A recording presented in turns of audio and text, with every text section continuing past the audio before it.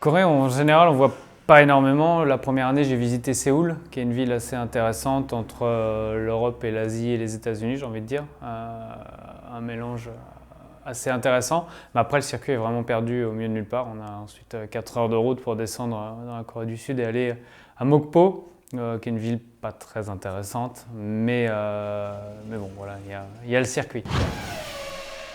Un virage qui me plaît en Corée, j'ai envie de dire, je crois que c'est le virage 6 et 7 qui sont deux rapides qui se suivent sur l'arrière du circuit qui est en fait la partie la plus sympa.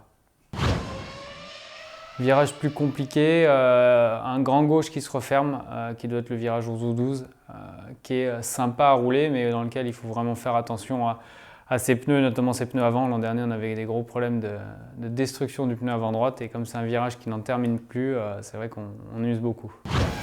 Si j'ai un point fort en Corée, c'est les deux gros freinages qu'on a au virage 1 et au virage 3, puisqu'en général j'aime bien freiner fort et tard, donc je peux gagner un petit peu de temps.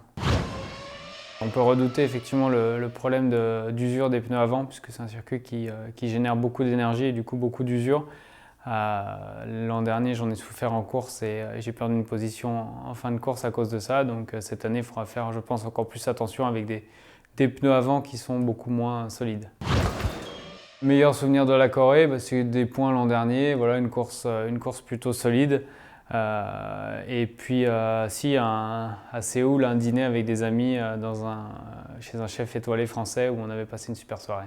Quand on est loin de la maison et qu'on est parti effectivement 2 semaines ou 3 semaines à l'autre bout du monde, retrouver la gastronomie française avec des amis proches, ça fait toujours du bien.